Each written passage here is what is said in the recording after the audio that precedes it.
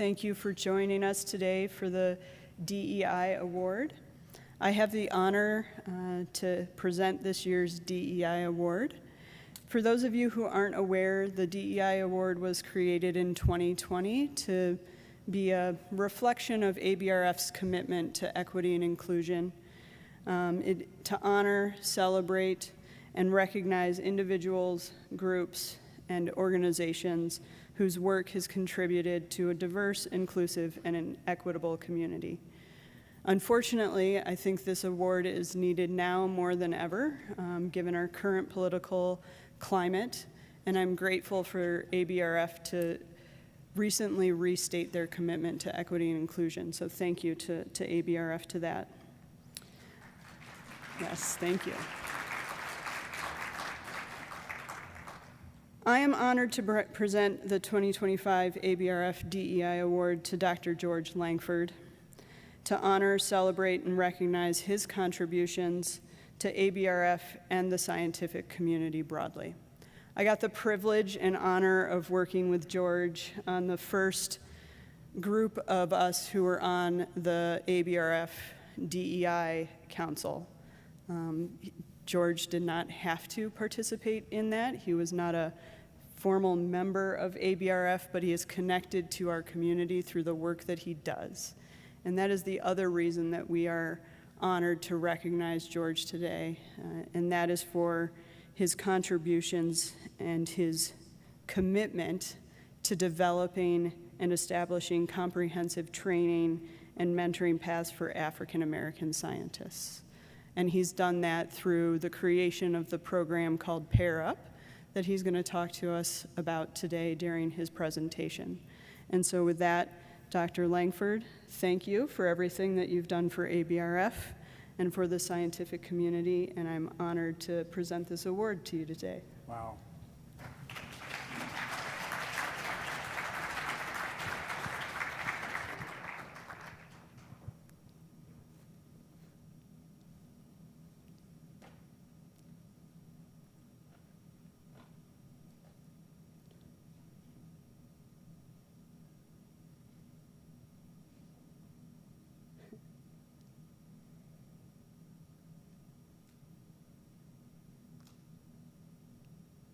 Excellent. Thank you. So much. Thank you.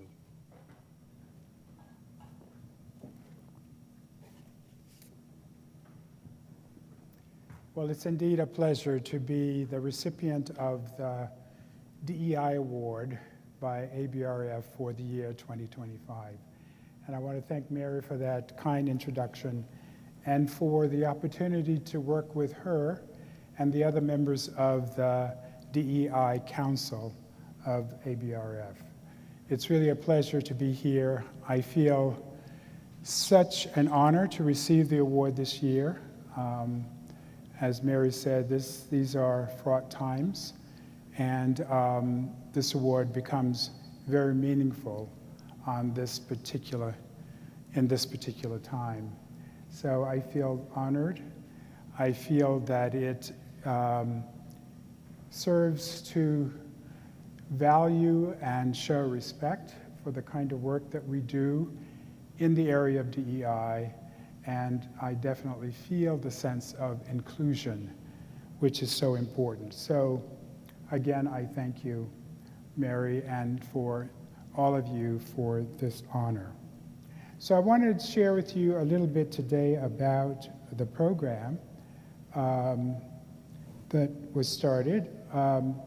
It was founded in 2020, and I was fortunate to have a couple of colleagues to work with me in founding the program. One, Torsten Worlert, who was a postdoctoral fellow in my lab and a longtime collaborator, was a great help in getting the program going. And Liang Chu, who I know that many of you know, who is the director of the Advanced Imaging Center at the Genelia Research Campus. And so it was really the two of them who really helped me to get this program off the ground and to provide some funding. And so I really want to pay tribute to them for their contributions.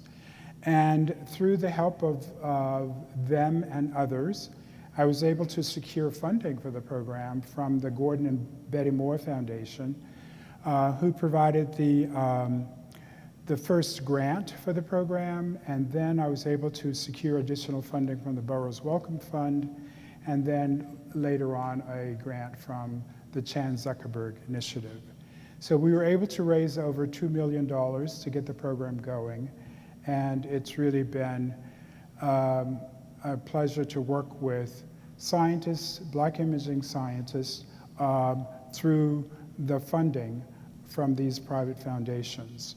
The program, I should say that PairUp is not an independent 501c3 organization, so we needed to partner with an organization that could serve as a parent organization for the financial management of the grant, and so we are now affiliated with the Marine Biological Laboratory in Woods Hole, Massachusetts. And this turns out to be a very fortunate affiliation because if you know about the Marine Biological Laboratory, it is a place where imaging is one of its strengths. And so partnering with them has been a really great benefit to the PairUp program. So let me tell you a little bit about what PairUp is all about. It is really a program about building community, building partnerships, and mentoring.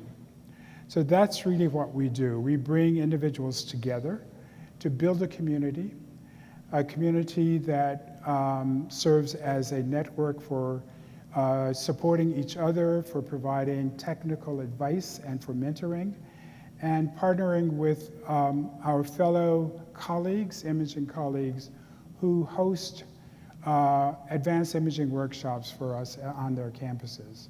So PairUp is a research community of Black imaging scientists, and most importantly, colleagues at partnering institutions who have invited us to their campuses for training and research.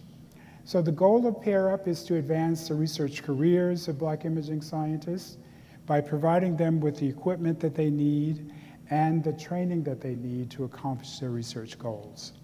So the program really focuses on postdocs and early career scientists, but individuals across the entire spectrum, career spectrum. So it's all of those individuals who have a need for advanced imaging equipment. And so that is really the goal. And so we receive the financial support from private foundations. We do not have any funding from federal sources. But a very, very important part of this is the in-kind contributions from those individuals who bring us to their campuses to host the advanced imaging workshops. So that's the idea of PairUp.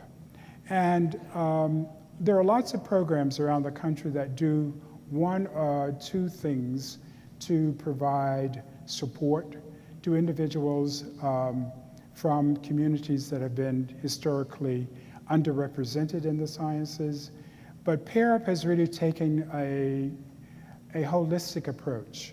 We have a multi-pronged approach, what we call a systems approach, to providing the components that are needed to ensure success of individuals in the field of imaging. So the three major components are education, research, and community building and mentoring. And so the education component, which is the advanced imaging workshops that we host at different campuses, is sort of the signature part of the program. It's really the piece that really makes sure that individuals have the training and the access to the equipment that they need so that they can be creative and productive. But we also form collaborative research teams.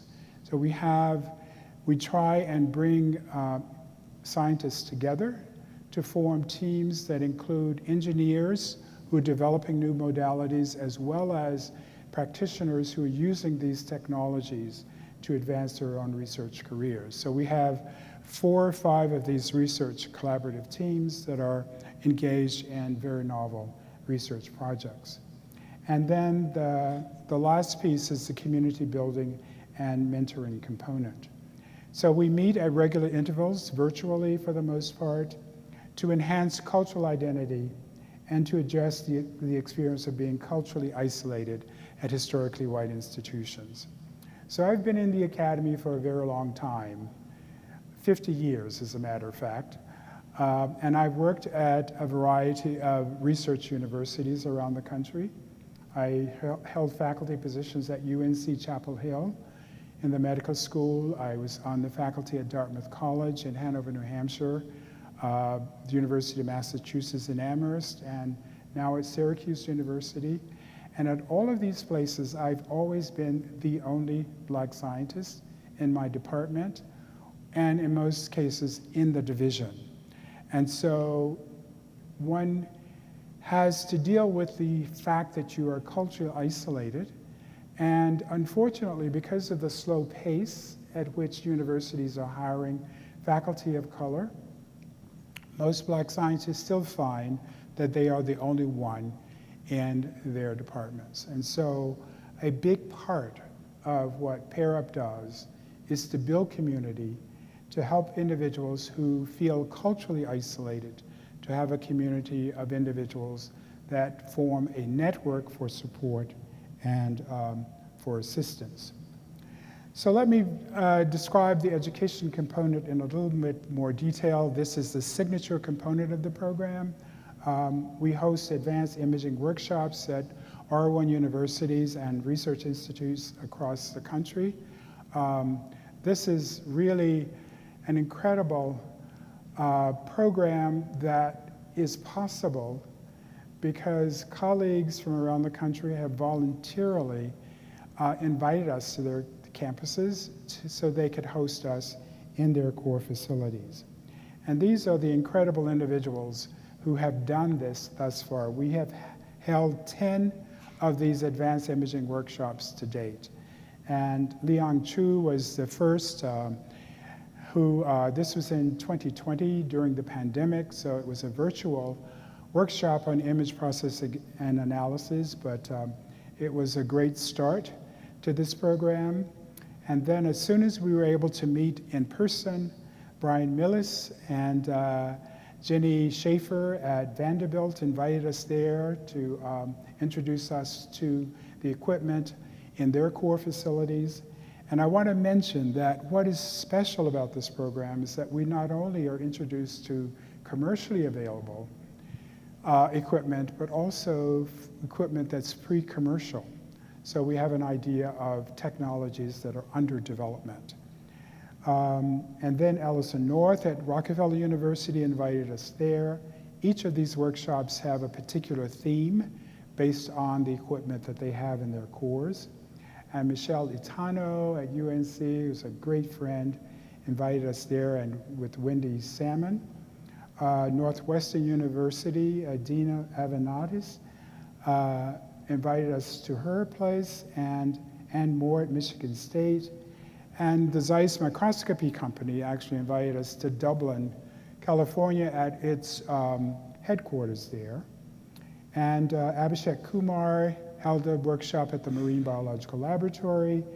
And the Allen Institute for Cell Science invited us there. And what was special about this particular one is that they also provided all of the funding for our travel and housing while we were there, which allowed us to add an additional workshop for that year. We held one at the National Institutes of Health, and there we were introduced to the MinFlux technique, another technique that's really under development. And in the fall of this year, we will visit the Pacific Northwest Cryo-EM Center out in Oregon.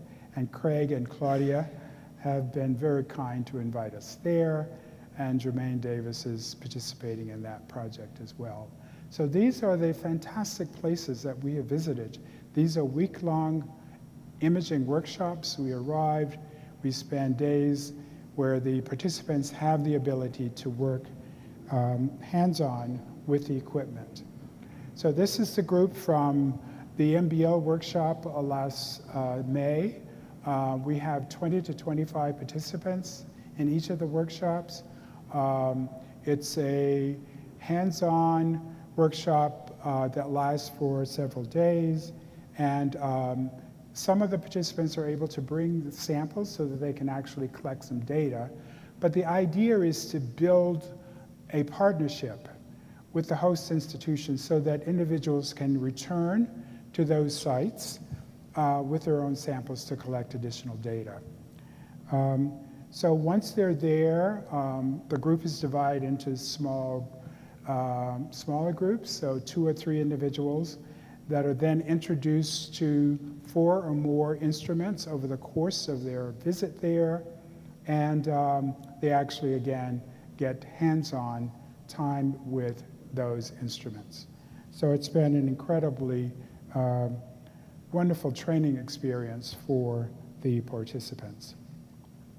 So, so the educational component, these advanced imaging workshops, really is the core or signature component of PairUp, but we're adding to that an imaging boot camp at the MBL so that we can introduce users at an earlier stage who need to go through the fundamentals of imaging. And so this May, we will hold the first of these boot camps at the MBL with Abhishek Kumar and Kevin Eliseri of the University of Wisconsin, so that we can make sure that we are bringing individuals into the imaging field from an earlier point in their careers.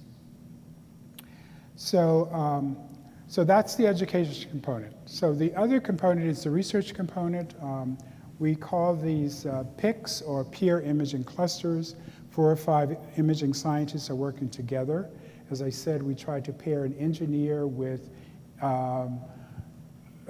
cell biologists who are working on specific problems, and most of the research teams now are working in the field of quantum imaging.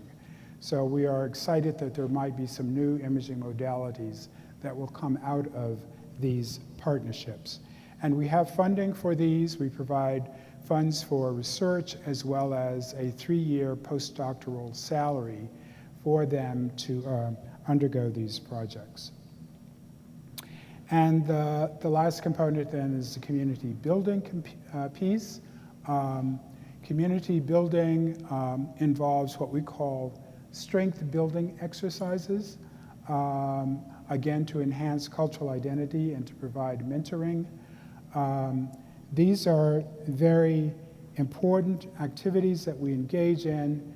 These are the kinds of topics that we cover during our strength building exercises. We talk about cultural identity. As you know, for many of us, when we arrive at historically white institutions, as a Black scientist, we were asked to leave our culture at the door and to fit in. And the unfortunate part of this is that the value that we bring is not realized in science. And so the idea is that we want to be our authentic selves. We want to understand our values and to see how our values align with the values of the institutions or the labs that we're working in.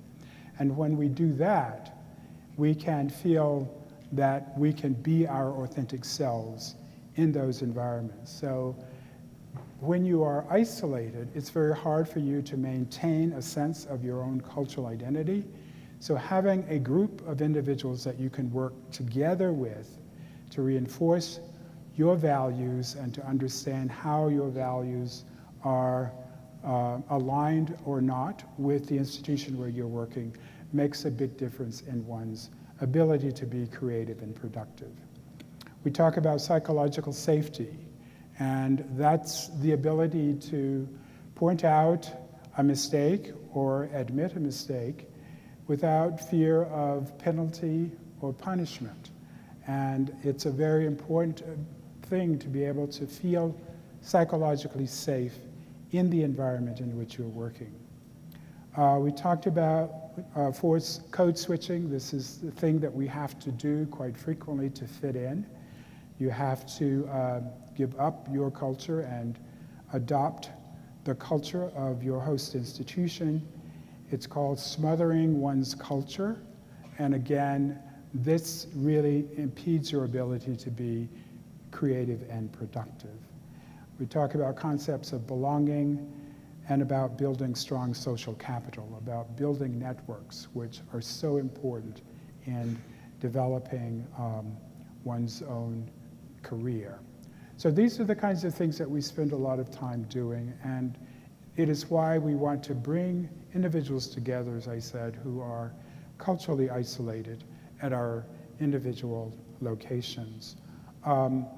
The other thing that we do in these exercises is talk about science in action, how science is made. Quite often we are introduced to science, the science that is already established as the facts, but when you're talking about how science is made, you're talking about a social enterprise. It's how you interact with other people. And you've got to be able to understand that process in order to really be effective as a scientist. So these are the kinds of things that we cover in our strength building exercises. So we are trying to expand upon the things that we currently do. In addition to those kinds of topics, we are dealing with proposal writing and manuscript preparation, which is another thing that many of our participants want to have more experience doing. We are developing writing accountability groups, and we are setting up a more robust mentoring program where we are pairing senior career mentors with early career mentees. And so we're hoping that, again, we can be as holistic as possible in providing all of the kinds of resources and support that our individuals need to be creative and productive. These are challenging times, unfortunately. I feel as though there is an attempt to turn back the clock. You know that the Civil Rights Act was passed in 1964. It was signed into law by Lyndon Johnson. That Civil Rights Act was meant to desegregate historically white institutions. And I think it feels as though we are moving in the wrong direction at the moment. Part of this began with the Supreme Court decision in 2023 in the case of the Students for Fair Admissions brought against Harvard and UNC, that the opinion of the Supreme Court justices was to eliminate race-conscious admissions to colleges and universities. And because of this decision, many universities began to look at their programs, and many have decided to eliminate programs, even though those programs do not violate the decision that was reached in the SFFA case. But that has happened on many of our campuses. I think many of you know about that. But the more recent political actions at both the federal and state levels, exerting significant pressure on universities to dismantle DEI with threats to federal funding serving as a primary lever, is even more disturbing. And so this is making it very difficult for us, for the kind of work that we do and the kind of work that still needs to be done. So I am old enough to remember these signs. I grew up in the American South, and there were signs on public spaces that said "for whites only," and with arrows pointing to areas for colored only. I grew up in North Carolina. I attended an HBCU, or historically black college, and schools there were segregated, fully segregated until the 1970s, after the passage of the Civil Rights Act in 1964.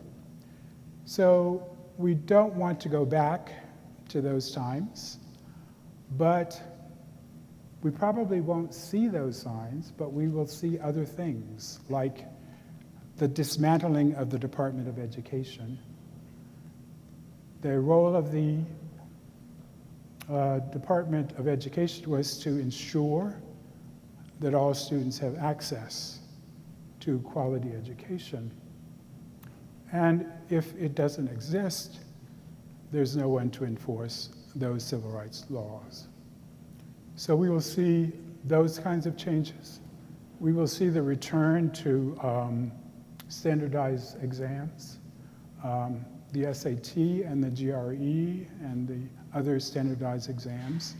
Again, we know that there's no correlation between performance on those exams and success in the STEM disciplines. But again, they're being used as a way to screen who gets in and who does not. And we will see more use of private schools. There's more funding of private and charter schools as opposed to public education. So all of those things will result in the reduction of opportunities for blacks and other groups of color. So as part of PairUp, I've worked with a civil rights lawyer, the Professor David Oppenheimer, who is a faculty member at Berkeley Law School, to talk about what that Civil Rights Act really meant and how it applies to programs like PairUp. So what David did was to go through an exhaustive legal analysis of the PairUp program, and he had concluded that the Students for a Fair Admission case does not apply to a program like PairUp. And I wish that universities would do this kind of work before they dismantle programs, to really see what the SFFA decision really was. It was a very limited decision, and it doesn't apply across all programs. So PairUp is not in violation of the Supreme Court decision. The argument that was made in the SFFA case by Harvard and UNC was that admitting black students and other students of color was a educational benefit to the university, to all students at the university. So that was the argument for it. So PairUp is not about the attainment of benefits of diversity. That's not what we do. We are about community building. We are about building partnerships and mentoring. So in no way do we fall under the decision of the Supreme Court opinion in the Students for Fair Admissions.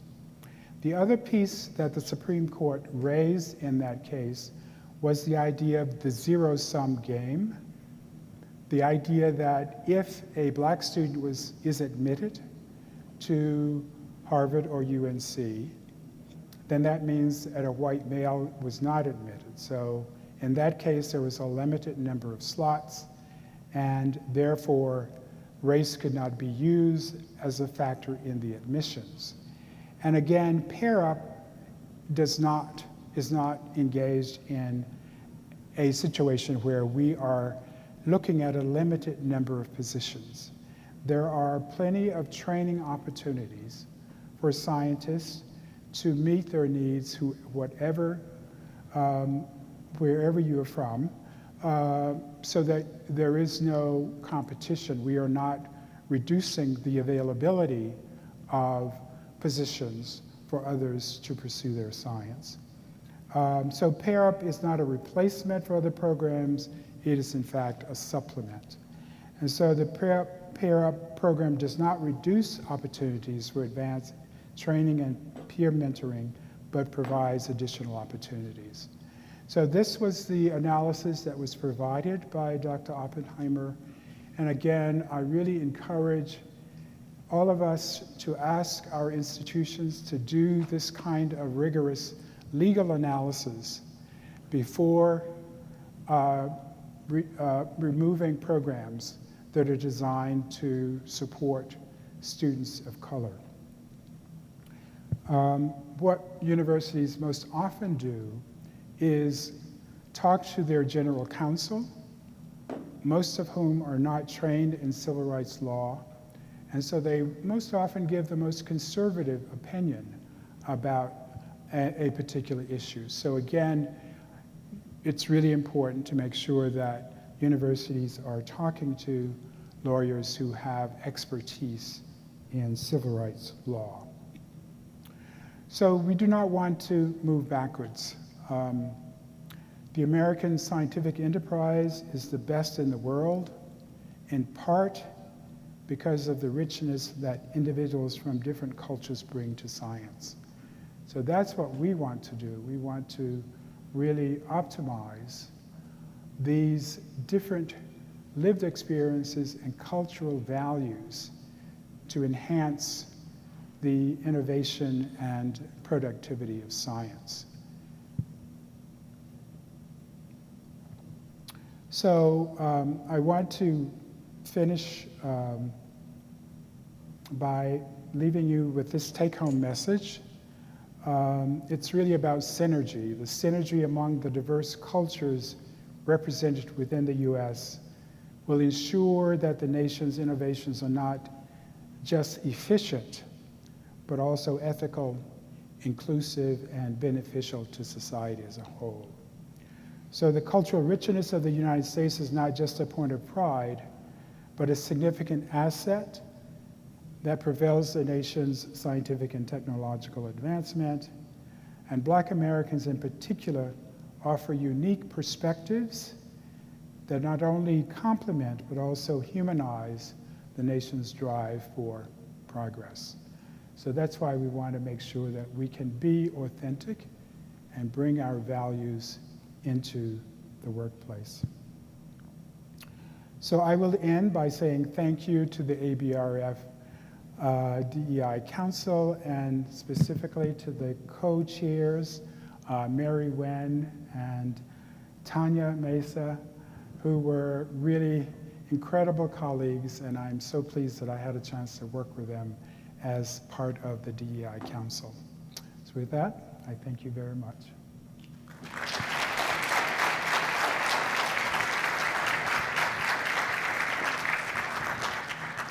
Thank you, George, for that wonderful talk. It is open for questions, so if you have a question, please come up to the microphone, and we'll be happy to answer any of your questions.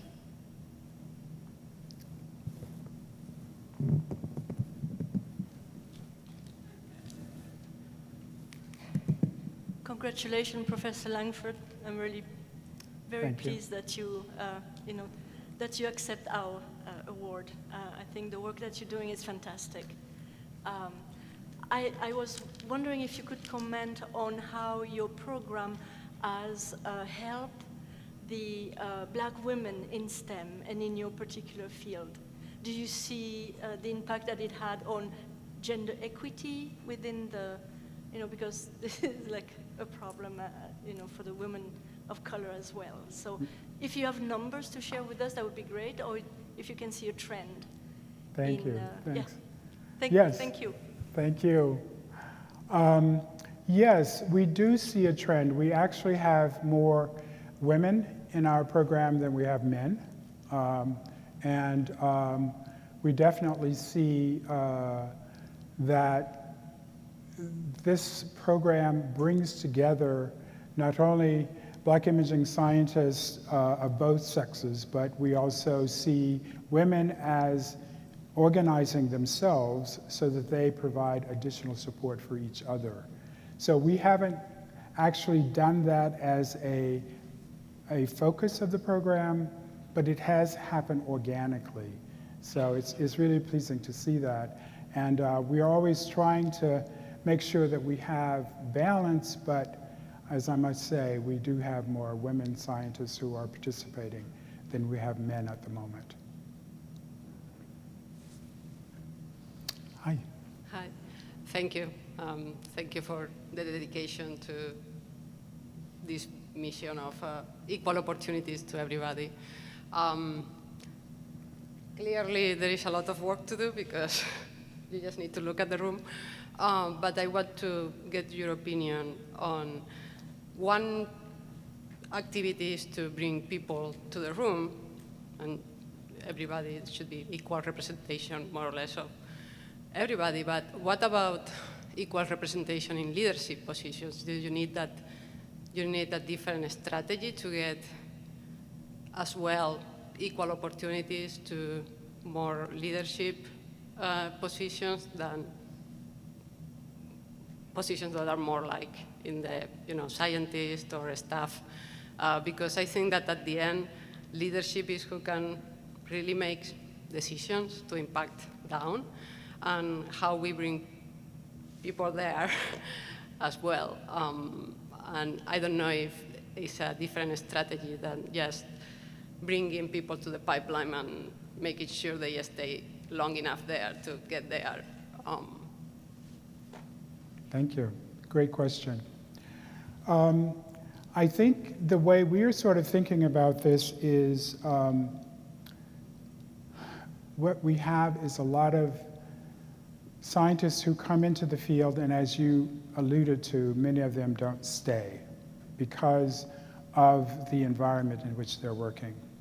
And so what we are hoping is that this program, by creating a community that supports them, that it actually will lead to the ability of more individuals to stay in the field.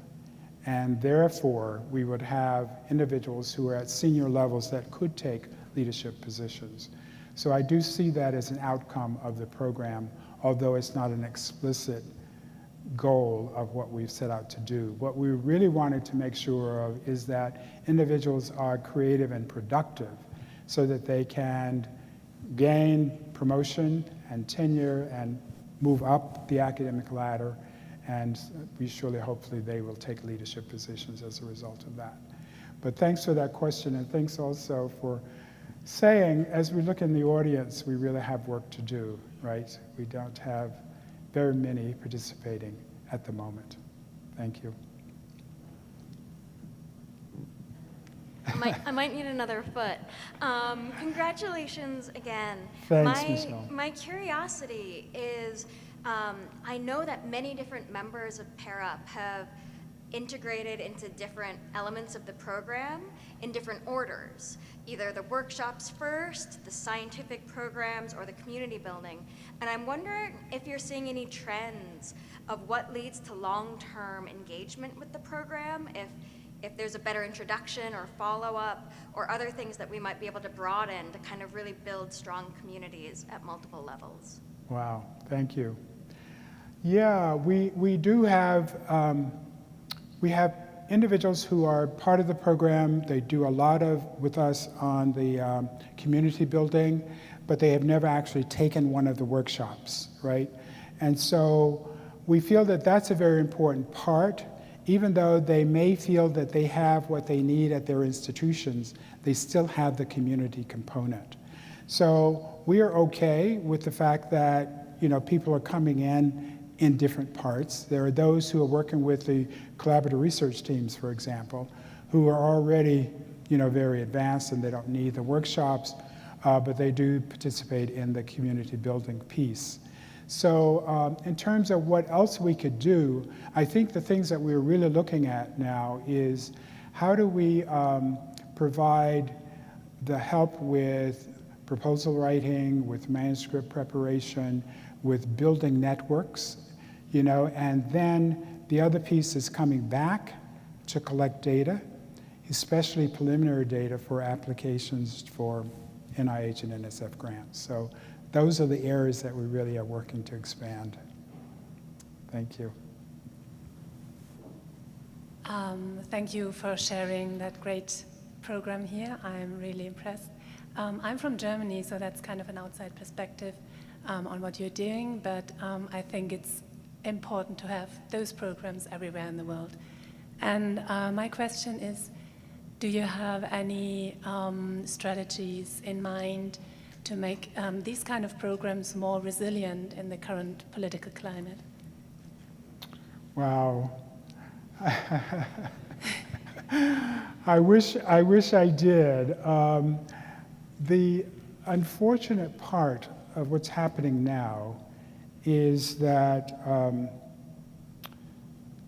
the power of the federal government, which has the levers of budget as well as other devices to actually apply a lot of pressure on institutions, that's the real problem. And I don't know what the solution is to that, because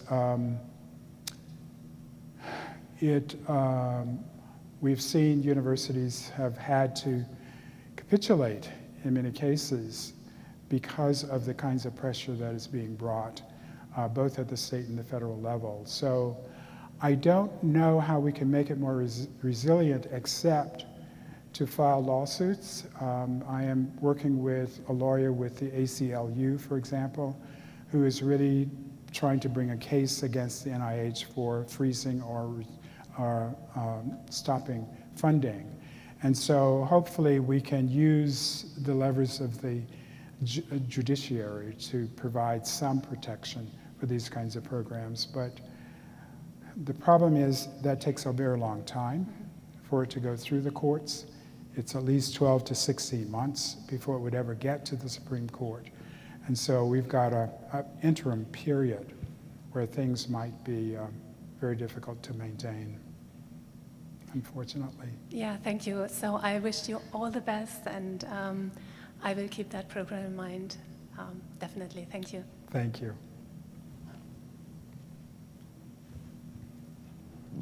Thank you for a great talk, and more importantly, for the difference you've made in the world. Thank you. And being an example for us to follow. I do have a question for you. If our institutions would like to work with PairUp, how do we go about that? And are there any requirements that we need to have on board before we do so? Thanks for asking that question. What we do is when there's someone express an interest, then we work with that individual on how to set up the workshop. So the only thing that we require is that PairUp pays for all of the travel and all of the cost of housing and meals while the participants are at your campus. But we need you to provide the equipment, the instructors, and the other kinds of things, supplies or whatever is needed to run the workshops. But that's the way the partnership works. So if you're interested, just get in touch with me. And we have a website. It's called PairUpScience.org. You can go to that website and get in touch with us.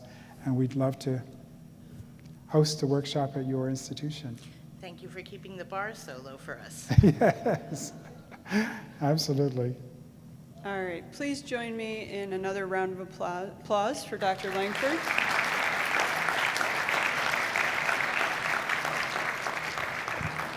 Thank you, all of you, for joining us this afternoon. We're now on a 30-minute networking break. So please take an opportunity to seek out your colleagues or Dr. Langford with any more questions.